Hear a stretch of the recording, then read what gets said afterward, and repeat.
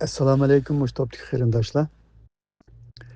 Mushu Abdulla Tursunning gapiga to'g'ri gap mavzu, to'g'ri gap.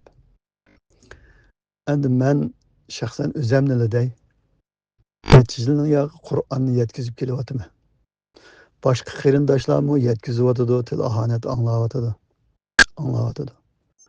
Qur'onning nimaligini tushunmaydigan, bilmaydigan millat bilmay turib iymon keltirib olgan, bilmay turib ulug'laydigan, bilmay turib igizga qo'yib qo'ydigan, bilmay turib so'ydigan bu millat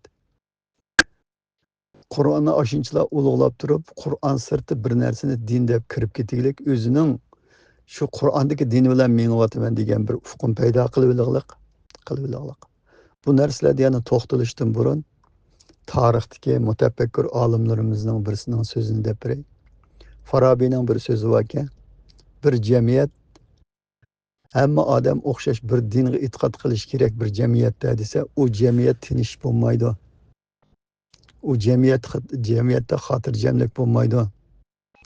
U jamiyat bir-birini o'ltiradigan, bir-birisiga tajovuz qiladigan, nurg'un qalaymiqonchilik kelib chiqadigan bir jamiyat bo'ladi. Shuning uchun hamma odam o'zining diniy e'tiqodida o'rtaq bir jamiyat qurish degan gapni Farabiymi deganki. Al-Farabiy bizga islom dini kirishdan burun yani Uyg'urlar islom dinini qabul qilishdan burun o'tib bo'lgan odammi ya shu davrda bormi u tarixdan toza xabarim yo'q. Lekin shu Qur'ondagi gapni qilganki.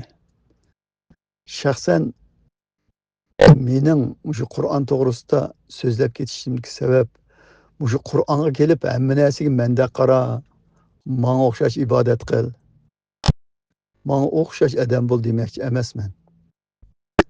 Lekin Qur'onning insoniyat dunyosiga qandoq bir tuzumni, qandoq bir adolatni, qandoq bir insonchilikni, qandoq bir jamiyat barpo qilishni o'ttirib qo'yayotganligini nurg'un qitim tushuntirib keldim. Va Qur'onda yo'q nurg'un o'ltirishlar, namoz o'qimagan odamni o'ltirish kerak, murtadni o'ltirish kerak, zinoxorni o'ltirish kerak deganga o'xshash o'ltirishlar.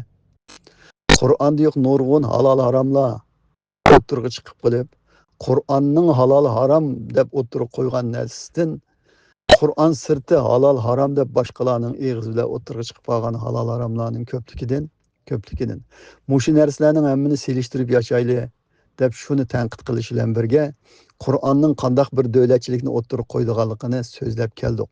Mushu millat tushunib qolsa, shu Qur'onning qandoq bir davlatchilikni, qandoq bir insoniyat jamiyatini barpo qildiganligini mayli davlatda bo'lsin, mayli bir shaharlarda bo'lsin, nada bo'lsin, insonlar qanday yashasa bo'ldiganligini o'ttirg'i qo'yayotganligini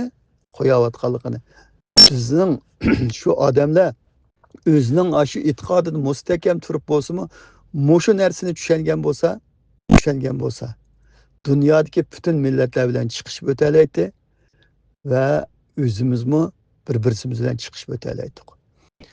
Dunyodagi boshqalar bilan chiqishib o'tamagandan tashqari bizning shu xato tushunchimiz, xato e'tiqodimiz, Qur'onsiz musulmonligimiz, Qur'on qanday bir jamiyatni o'ttirib qo'yayotganini uni bilmaganligimiz o'zimizning ichidagi nurg'un ziddiyat keltirib chiqib, o'zaro bir-birimizga dushman bo'lib, bir-birimizni o'ltiramiz deb har xil o'ltirishlar bilan tahdid silayotimiz.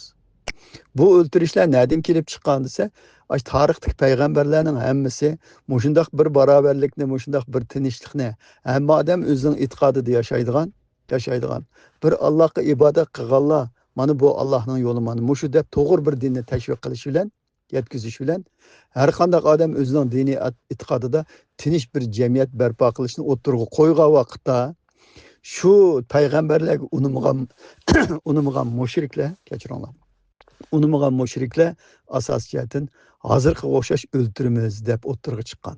Bu o'ltirishlar ashadin kelib, shu payg'ambarlar hayotida yo'liqqan, shu mushriklar tarafidan tahdidga uchragan shu ideologiya hozirgi musulmonlarning ichiga kirib qilib, haqiqatni Qur'onni o'ttirib qo'ygan, odamlarni o'ltiraman deydigan bo'lib qilganlik. Endi Qur'on Qandaq bir jamiyat barpo qilishni o'tirib qo'ydi desa, Qur'on lakum dinikum valiyadin deydi. E'tiqodda birlik hosil qilishni Qur'on o'tirib qo'ymaydi. E'tiqodda hammanglar birdek bo'linglar degan narsani Qur'on o'tirib qo'ymaydi. O'zinglarning dini o'zinglarga deb tashlab o'tinglar. O'zining dini o'ziga ularningki. Men oladigan hisobni sizlar ma'luman deb avvar bo'lib ketmanglar. Lekin islomda birlik hosil qilinglar. Islom degan nima? Tinchlik, barobarlik, xotirjamlik. Xotirjamlik. Mushu islomda birlik hosil qilsanglar, shu islom dini da'vatgan din aş e'tiqodda birlik hosil qilishni bizga buyurmaydi. Islom dini da'vatgan din aş islomda birlik hosil qilishni, tinchlikda, barobarlikda, hamma odam o'zining diniy e'tiqodida, hamma odam o'zining urf-odida yashaydigan bir jamiyat barpo qilishni islom dini o'ttirib qo'ydi. Qur'onning mushu jihatdagi prinsiplarini men Qur'onga iymon keltirdim da'vatgan aşı insonlar tushunib qolsa, hamma odamni musulmon qilaman deb avormaydi. Hamma odamni o'zimga o'xshash bo'lsa deb o'zimga o'xshash qilaman deb avori bo'lmaydi. Tinch bir jamiyatda yashashni biladi, boshqalar bilan normal insonlikda ijtimoiy munosabat qilib yashashni biladi, bir-birisiga insondek muomala qilishni o'rganadi. Nurg'un o'ltirishlarni o'tirg'a chiqib, nurg'un o'ziga o'xshash bo'lmaganlarni yomon ko'rdigan, uni ikkinchi sinf o'rin qo'ydigan. Agar bir jamiyat qurib qolsimi, islomiy bir jamiyat qurib qolsimi, o'zining da'vat qilgan bo'yicha bir islomiy jamiyat barpo qilib qolsimi, bu jamiyatda shu musulmon bo'lganlardan boshqalar kamsitiladigan, ashta bir jamiyat quradigan bir ufqumni ilgari surib yashaydi va insonlikda normal muomala qilishib, ijtimoiy munosabat qilishib, e'tiqodini Allohga tashlab qo'yib, tinch bir jamiyat qurib yashashni bilmaydi. Nima uchun desa, Qur'onning mushunda bir prinsipni, mushunda bir davlatchilikni, mushunda bir insoniyat jamiyatini barpo qilishga alohida to'xtalgan bir kitob ekanligini bilmaydi. Endi bunda masalalarni hal qilishning yoki hal bo'lishning chorasi nima ekan desa, mening o'ylaganlarim, bir davlatning ichidagi bir millat cho'qim bir din qilib eslab olsa, mushundaq masalalarningki munosabatini qurg'ili bo'lmaydi ekan degan qanoati kelib qoladi adam.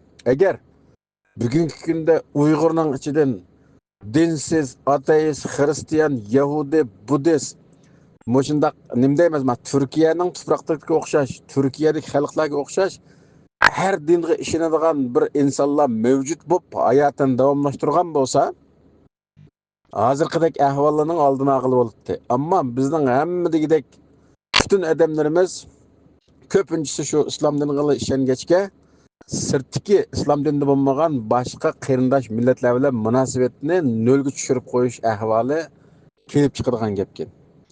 Qachoniki Turkiyadagidek har dindan, har mazhabdan, har nimizm desak, mayli o millatchi bo'lsin, mayli dinsiz bo'lsin, kommunist bo'lsin degandek har xil ideologiyalar mavjud bo'layotgan bir to'plamning ichida andan keyin boshqa millatlar bilan yiqilishadigan ma'lum guruhlar o'tirib chiqib, bu keng doiralik munosabatni bog'lashga sabab bo'ldigini o'zimizning ichidagi bir dindan halqib ketgan g'ayri din veya mazhabga ishonadigan insonlarning bo'lishi ekan. Bunda bo'lgan vaqtida xuddi hozirgi Turkiyaga o'xshash bir qismimiz Yevropa adabli ayonga cho'rib mangsak, bir qismimiz kommunizmga mangamiz, Rossiyaning keyinigi, Xitoyning keyinigi deyotgan, yana birisi xilofat quramiz deb mangayotgan. Shunga o'xshash hamma odamdan teng o'rtaq foydalanadigan, manfaatlanadigan va o'zining mavjudligini keng doirada elib mangadigan vaziyat shakllandi ekan. Agar onda qo'ymay hammamizni shu musulmonlar bo'lib mishdan chiqmay o'ttarsak, boshqa tuqqanlarning hammasi bilan bo'ladigan munosabatimiz nolga tushib qoldi ekan.